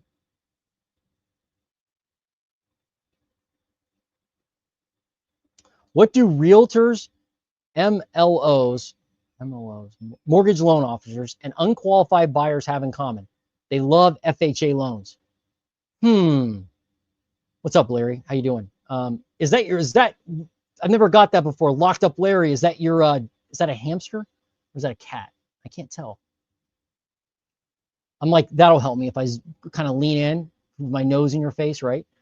It looks like a hamster. Is that Larry? Because I kind of thought maybe you were locked up, but then I just saw the hamster and behind the bars, and I'm like, that must be Larry. Anyway, do I like FHA loans as a realtor? I like them from the standpoint that they can give a borrower a chance to buy a house in certain situations that helps them, like that allows them to buy the house comfortably. But I also tell you, as a realtor, FHA loans can be really hard. And so I'm not sure I really like them that much overall, because if you're selling a house, or even if you're helping somebody buy a home, there's another round of inspections that go into that. So you have to find like the perfect house sometimes. It can't have any chipping paint. It can't have any handrails missing, right? Those are two little things that, like with a conventional loan, especially with older homes, like around here, like if you have a windowsill outside and has chipping paint on it, that can flag the FHA appraisal and cause the deal to go awry. And then the borrower's like, now what do I do? And then the seller has to make the repairs, yada, yada, yada. VA loans kind of have the same thing, but I guess I'm not, FHA loans aren't the best thing in the world. And they've obviously been abused. But yeah, thanks for joining us today. LA County. Yeah, that's where you are. Okay. Oh, Jay, what's up? West Coast burbs of Seattle. That was our purchase price 2 years ago. Lots of homes coming on market in that price range recently, and almost none are selling. Luxury market in trouble. Aha, I knew it. We're seeing these inventory, Jay, thank you for this, because I'm seeing these inventory numbers increase overall in the US. And if you don't look behind those inventory numbers, it looks like, inventory is exploding and there's going to be prices are going to collapse. But what I'm seeing is a lot of expensive homes for sale and more affordable homes not for sale. That's what I'm seeing. But thank you for the info. Let me look. Correct, Jason. I have a $1 to $1.5 million of liquidity available to purchase distressed properties for rental. See, this dude right here, this is exactly, if you're on the sidelines waiting to buy for a housing market crash, there's people like this that are going to compete with you. I'm not trying to call you out, Jay, but that's how it is. I'm probably one of them too, right? Like, well, single family houses aren't my thing, so I probably won't compete with you that much. But there are people that love single family houses to invest in. And so Jay's probably just a normal person that's like, hey, I've got some liquidity and I want to buy a rental. In Seattle, that's probably going to buy you like 2 rentals, right? But in Ohio, that would buy you like 10. But it's yeah, I think that's what you guys are going to run into when you're trying to compete if prices go down. I think you may run into that. And it won't like be all at once. It'll be like trickling in, listing hits the market that's an affordable house in a good area, and then somebody snatches it. Because once that price gets low enough, it's going to cause somebody to buy. There's a price at which somebody will buy the house. Very excited for the Ohio channel. Great. Yeah, be on the lookout for it. Hit like. You know you like it. Right. Hit like. Oh, the rules on paint. Right. Paint is a pain. Just came back from Wingstop. You still on, Jason? Ha, yes. Wingstop isn't bad. There's better. It's not bad. I'm still on, man. I picked up two foreclosures in 2010. I'll be looking. Ohio, whoops. Ohio, here I come. Right, right. I mean, they're not that cheap, but they do sell. I just saw a block of properties that was like 12 single family houses and they wanted like 1.5 for it. So they're out there. I mean, all these houses are built in like 1910, 1920. They probably all need roofs. They probably all need electric, probably all need windows. But those deals are out in Ohio. There's no doubt.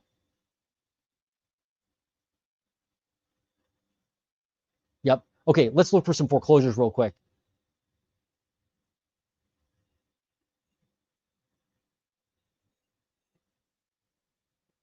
Come on. What's up with this?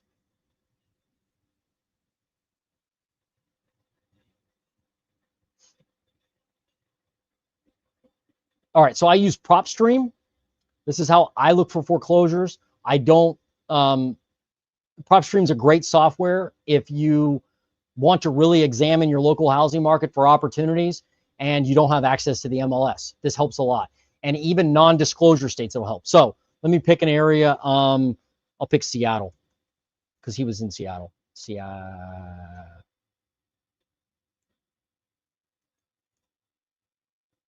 Seattle, Washington. And so I can come here and I can filter for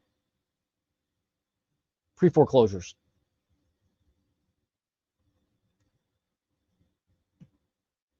So in the metro of Seattle, actually, let me do this. Let me do King County, Washington, because that's Seattle. King County, Washington. We've got, drumroll please, 347 pre-foreclosures in King County, Washington. So like this one right here. 2531 Smithers Avenue in Renton, Washington. Actually, looks like it may be on the market right now. Yeah, it's on the market, active, $774,000, been on the market 12 days. Pre-foreclosure details. So notice of default filed in June of 2024. U.S. Bank is the lien holder. Gives you the owner name, gives you the loan date. And then in this program, I can actually look at mortgages. So here's a new conventional mortgage. It looks like the balance is $521,000. The loan payment is $3,182. Interest rate 5.81%. Not that that really matters. But yeah, this is an example of foreclosure. So there's 300. How many were there? 347.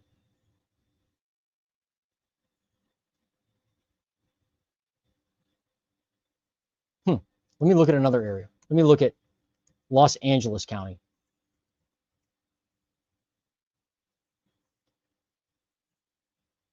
Let's see how many are there. 2,872. Obviously, a lot more people than King County, Washington. There's a lot. I wonder if we go down, when we go down to the Pacific Palisades, if we can find any. Isn't that like right here?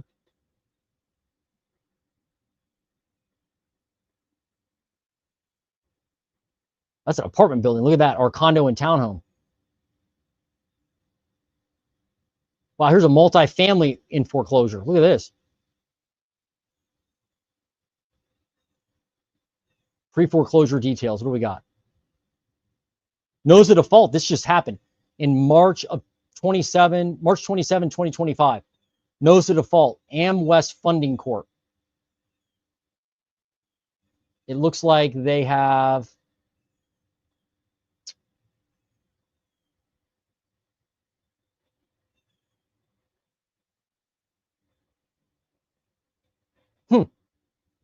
they don't owe that much.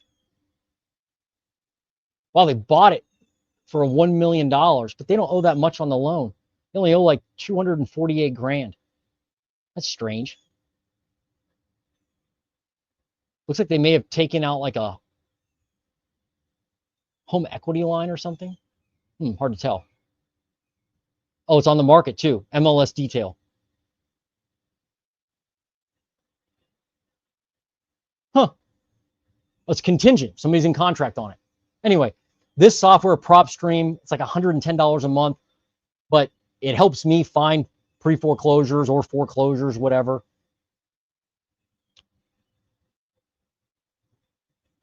And so if you're looking for an opportunity to buy, if you're like a first-time home buyer and you're like, hey, I don't want to pay the prices out there. Well, one of the things I do is I take this list of pre-foreclosures in my area, and then I go out and I drive and I look for homes that are distressed.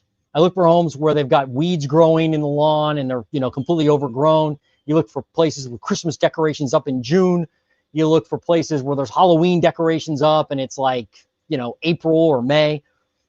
Look for those type of homes. Maybe they have a tarp on the roof, a lot of cars in the driveway. And I write those addresses down. And then I'll come to the foreclosure list and I'll look and see which addresses match the pre-foreclosure list. Are there any commonalities, common properties? And those properties sometimes are good targets. And then what I'll do is mail them a letter. And the letter just says, this is my name. I'd like to talk to you about buying your house or your property. Are you interested? Give me a call. Shoot me a text. And that's it. That's all the letter says. Then it says I'm a realtor because I have to disclose that. But if you do that enough, you will have somebody call you and say, hey, let's talk about buying my house. Now, it doesn't mean you have to buy it, but at least it's an opportunity.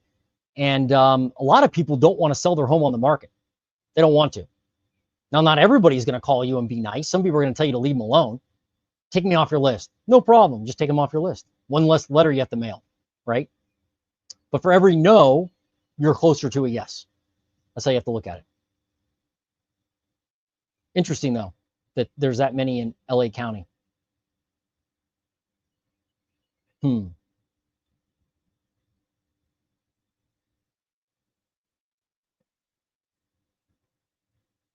Anybody else have one? Kelly, we'll see you later. Where else should I look?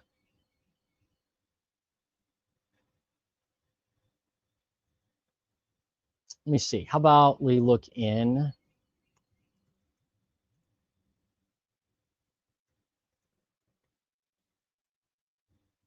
Harris County, Texas. How many are there? See, here's the great thing. Harris County, Texas, from my understanding, Texas is a non-disclosure state. Yet they have listed 2,451 foreclosures in Harris County. In Harris County, Texas. It seems like a lot.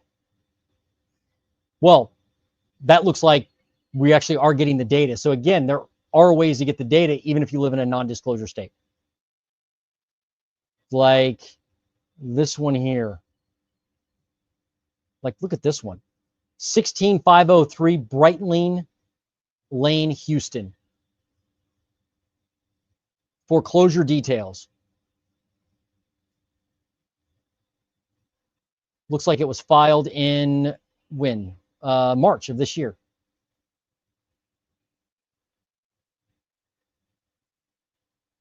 They actually give me the mortgage information. Oh, no, the lien information. So this is an HOA lien. That's who filed the foreclosure.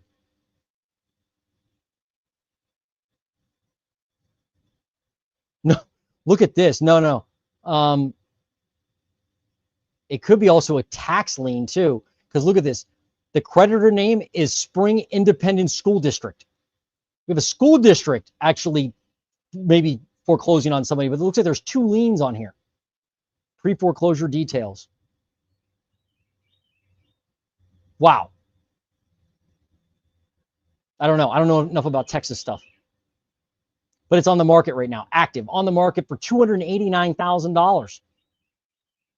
How much do they owe? Let me see. It says they only owe $98,000.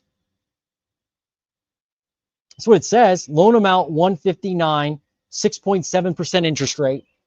Bought in 2006. Their payment's only $1,000. I don't know if it's an FHA loan or not, but the balance is only 98 grand. So, I mean, I don't know this home. I don't know this neighborhood. I know nothing about Harris County except what I'm seeing. But I look at that and go, well, if they owe 98 grand and the home is listed at 200 and something, maybe my offer is 150. I don't know. Maybe it's not worth 150. Not sure. Maybe you know, you wouldn't want to assume this loan at 6.7%, but there are loans in here where they're FHA and you could assume them and they have lower rates. That is a way to buy a house with lower rate. Let's look at a couple more.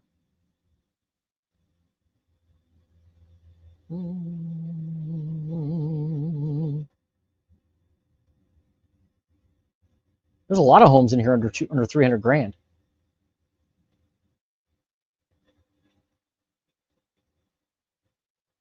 $404, $229, $530. What's this one? Single family resident foreclosure. This is on the market too. Chippendale Ventures, LLC. What a goofy name. See, this must be a rental, I guess, because their mailing address is not the property address. That's the other reason why Propstream is pretty nice. It gives you the information, even in a non-disclosure state like Texas. By the way, next time you're watching Real Estate Mindset and Travis says you have to have access to the MLS, maybe you could tell them about Propstream. I don't own Propstream. I don't work for them, but maybe you could tell them and say, actually, you know, there's a way you may be able to get the data there, Travis. Pre-foreclosure details. Looks like this was recorded earlier this year. Notice of default. Treasurer sale. I wonder if it's a tax lien. Let's see. Tax information.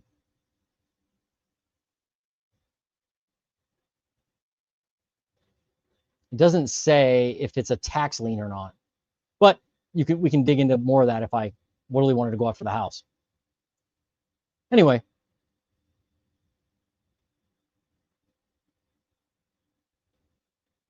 A lot of these are HOA liens. Look, this is a vendor's lien that happened back in May. I don't know if you can see that or not.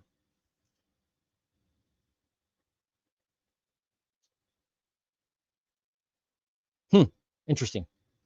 All this is interesting, right? Should I go somewhere else? Anybody else want to look at their market? Okay, let me look. Oh, Coors Light, Cuba, awesome. Take care, everybody. Cleveland. Oh, yeah, we got to do Cleveland. Let's see. I'll do a few of these, and then I got to go and do some real work at some point. Whoops.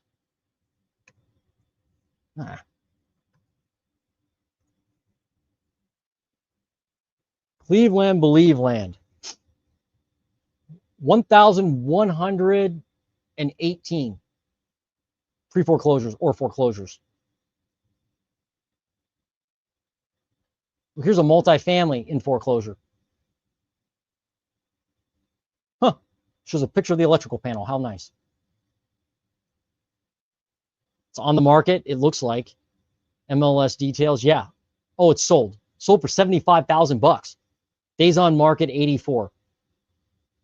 What were you getting for? Let me look at the pictures here.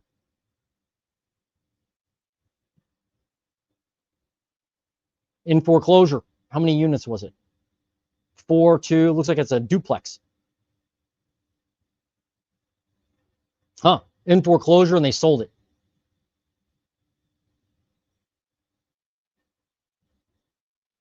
Let me do. Whoops.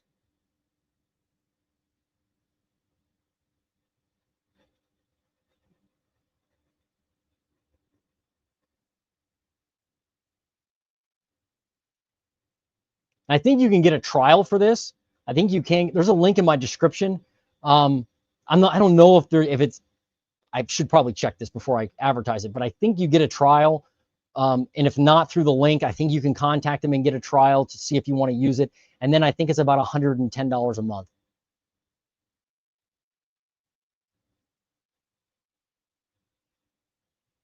I'm just looking for something that is a single family, and yeah, here we go.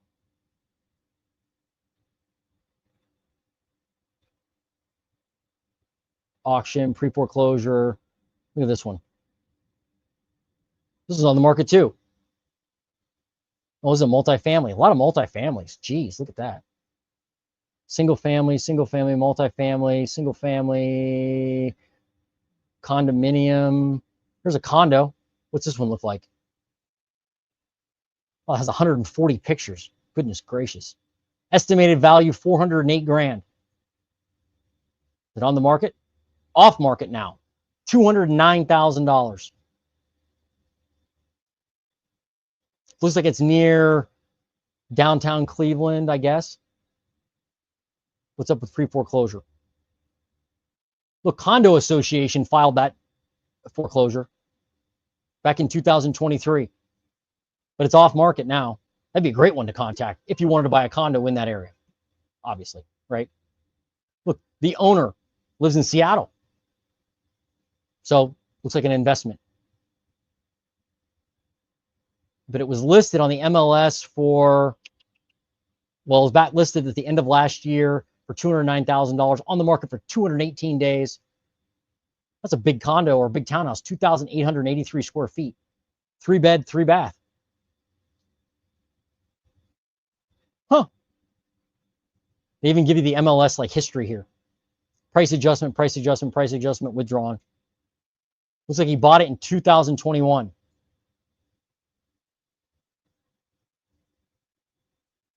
But Cleveland had over 1,000 foreclosures. Let me look at another one.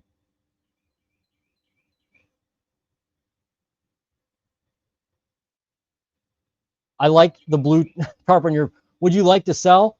Right. Well, yeah. I don't think I've ever actually said that, but that's probably a good lead in. Fort Bend County, Texas. Fort Bend County, huh? I don't know anything about that area, but we'll find out. Fort Bend County, Texas. Where in the world is that? Oh, near Houston. 332 foreclosures. Like this one right here. Misty Vale Court. A lot of these are on the market. This one sold actually, just sold for 388 grand.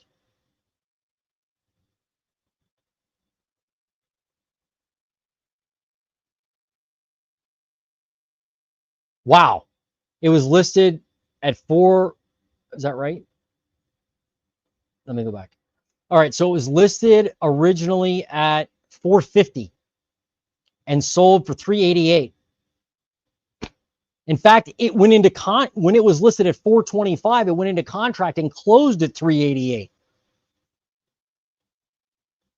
This is exactly what you can do if you go out there and really look for properties that have been on the market a while. I mean, this person probably, let's look, pre-foreclosure. Yeah, they're in foreclosure. I guess it was filed in April. They probably knew that it was coming and they listed their home. And that's somebody who eventually decided they needed to sell, didn't want to sell.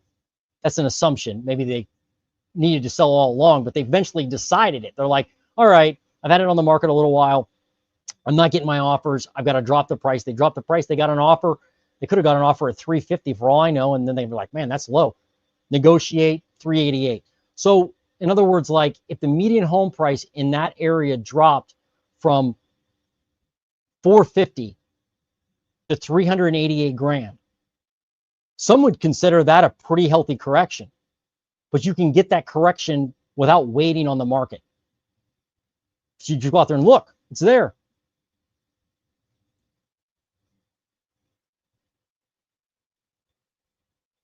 It's there. Pretty cool. Well, I mean, it's cool if you're looking to buy something. It's not cool for this person who had to sell at a discount.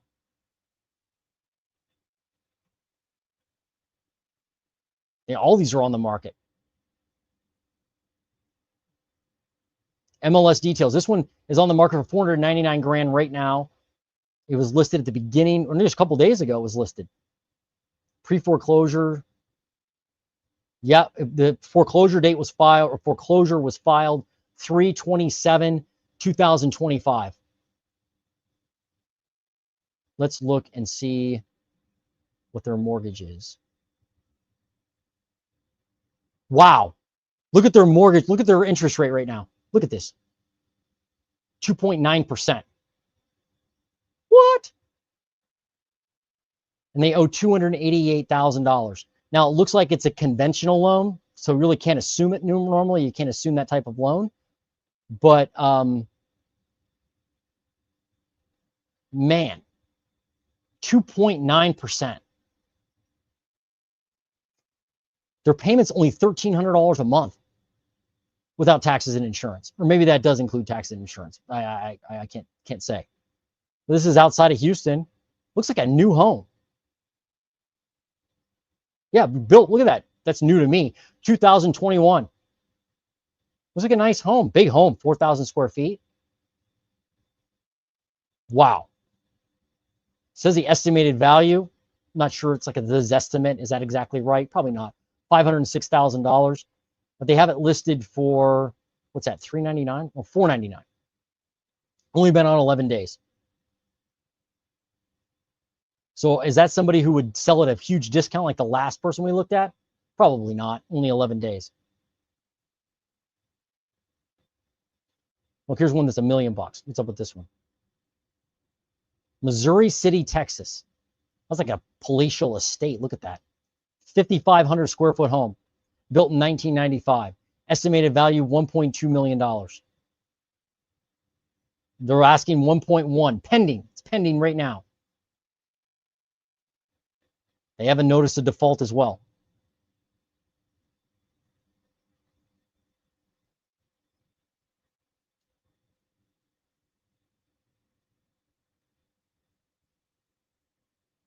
I could look at these all day, as you can tell. I'm like, wow, it's just fascinating, these different markets.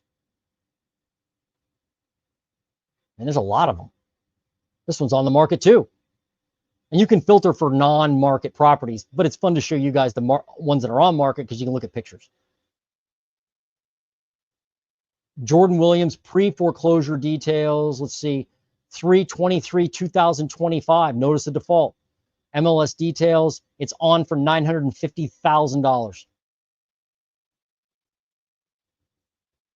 Built in 2018. A lot of big homes in Texas. I wonder what they owe. Let's see. They owe $425,000. Interest rate 4.1%. What is that? Purchase money mortgage. I don't know what that means. Loan type. I'm not sure what that means. Anyway. Wow. Yeah, all kinds of opportunities down there. Geez. All right. I'll take one more market. Scam.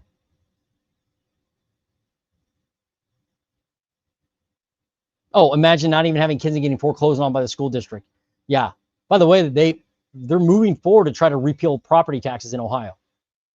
It's like not a lot of people are, surprisingly, there aren't that many people talking about it. But I should have an awesome video coming up about that. But yeah, it's a scam. A lot of people believe it is. The question I have for the Ohio folks that are going to remove property taxes or try to do it, it may be on the ballot coming up in November. How are you going to replace that money? It's hard to make a decision whether you should vote for it or not, even though nobody likes property taxes. And I certainly don't. But you got to have a way to replace the money. How are they going to do that? So far, I haven't seen a proposal for that. It's hard to say yes or no until you understand what the replacement is. After a distressed seller accepts an offer, what is the next step? Find a real estate attorney and title company? I don't know. Right. You can definitely do that. So if you find a seller directly that wants to sell their house, that's interested in it. You can either find a real estate attorney, who I would recommend. I wouldn't necessarily use a title company only, because you want somebody representing you, I think, unless you really know what you're doing. You could find a realtor. You could do that too. You could tell a realtor, hey, I already found the property. I already talked to the seller. I don't need you to do any of that. I just need help through the process. And as a buyer agent, or as a buyer, you can negotiate that price, that fee with the buyer agent under the new rules of the, well, they're not new rules, I guess, but of the revamped rules of the National Association of Realtors. So you can just negotiate a flat fee with the agent. Like, hey, help me with the paperwork and help me through the process, and I'll pay you $1,000. I'm just making that up. You can do that, or you can find a real estate attorney and they can help you through the contract process. And oftentimes you can find a real estate attorney that also has a title agency or can close on the property as well. Yep. That's what I would do. And so I would contact those people before you find an opportunity, though. Like, have those people lined up. So find your realtor if you want, or find your lawyer, your title company, talk to them, understand what they can and can't do, understand their fees, and then that way when you find an opportunity, you've got them ready and you can go after it. Great question. TM, that is cruel and unusual punishment. Oh, I don't know what you're talking about. Fort Bend County has the highest property taxes in Texas. Ah. I think some people think that corrections hit all properties equally. Good properties will still have some buyers, while bad properties take the hit. Exactly right. I did some research on the Great Financial Crisis, and I was shocked that there were areas of the U.S. where prices went up during the GFC. Like, a lot of people thought that home prices crashed throughout the United States, but Pittsburgh, Pennsylvania went up 5% during the GFC. Columbus went up, or didn't go up, but it went down 11%. Riverside, California went down 55%. So, all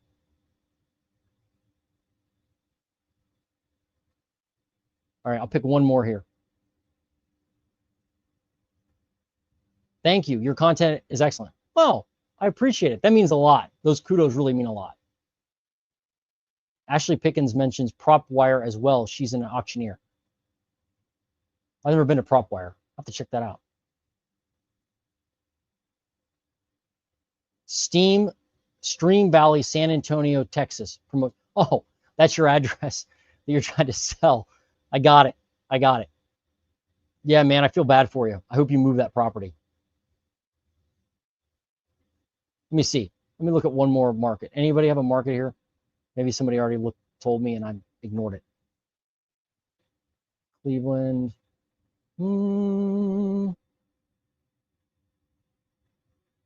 What market's like in serious pain? Like, how about, let me see. Let's look at Denver. And then I'll be done with this. I'm teetering out.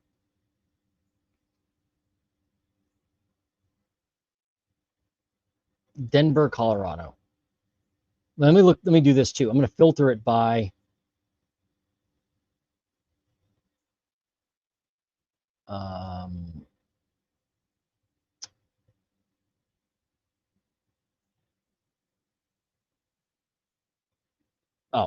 I don't want no, I don't want on-market property. I want something different. And that's fine. Okay. So I filtered this for on-market, I'm sorry, for off-market properties only. At least it should be. Here's one.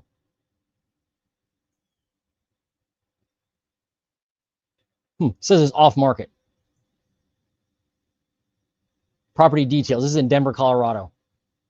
It's just like a little basic ranch. Look at this. Like, looks like a great little home. Simple, easy, doesn't look tore up. Doesn't look like it has a basement either, which is nice. It's got a picture of a shelf. I mean, it's not blinged out, but it's not like destroyed. Got a little yard. Huh. $500,000. Wow. Colorado Housing and Finance Authority filed the notice of default just earlier this year. Off market now, $479,000.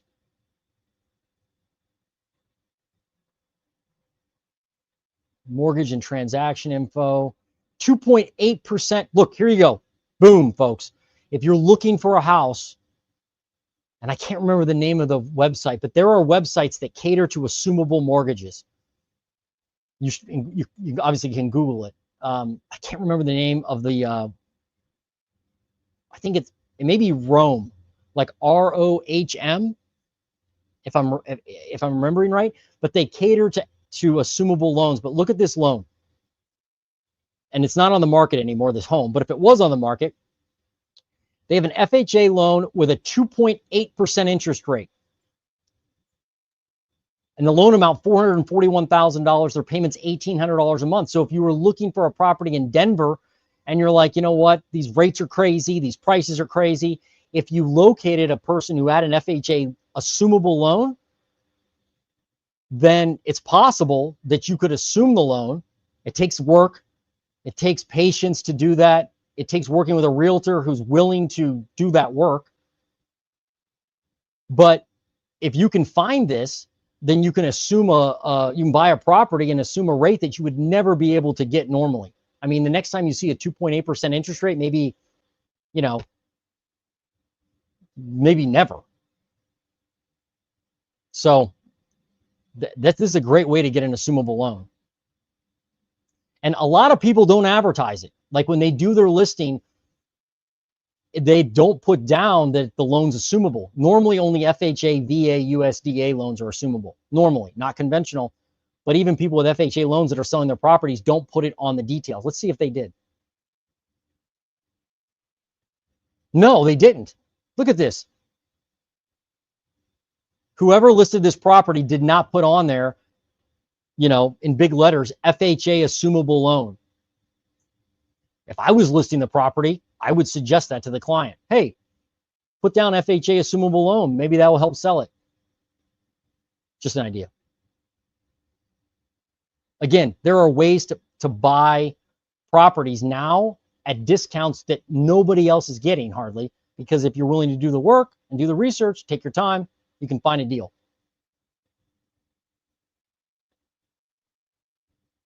So 5-bed, 2-bath, 2,000 square feet. It's a slab. It looks like a slab house. No basement. I don't know if this area of Denver is good or not. I don't think about Denver, but it's could be an opportunity though. All right, boy, this is a long live, but I appreciate your time. I appreciate what you've done, how you've hung out. You hanging out with me is very nice of you. Very nice of you. I left your address up there for DJ Forecast. Jason, that one's not listed right now. That was an old description, and that buyer probably got the FHA loan. Oh, okay. You're right. Oh, yeah, I didn't look at that detail, Chris. All right, one more. Dang it. Monroe County, Pennsylvania. Oh, I already closed out of my Propstream. I'll have to do it again. Sorry, TM. I already closed out. Okay. Well, that was my live about FHA mortgage updates and then foreclosure stuff. By the way, if you decide to buy a foreclosure, make sure you do the due diligence. If you're going to buy something at auction, make sure you do a title search. And if you can't see the inside of the house, expect the worst before you close. In other words, expect that the place is going to be filled with poop. You know, nastiness. It's going to need gutted. Don't assume it's going to be nice. If you can't see the inside and you're buying a foreclosure or you're buying an auction property, just, you know, do the due diligence. I know too many people that have been hoodwinked because of that. All right, guys, listen, have a great day. 2 hours, 9 minutes, 32 seconds. Not a record, but dang close to it. We'll see you next time on the Housing Nerd channel. I'm the Housing Nerd, and I am out. OUT out.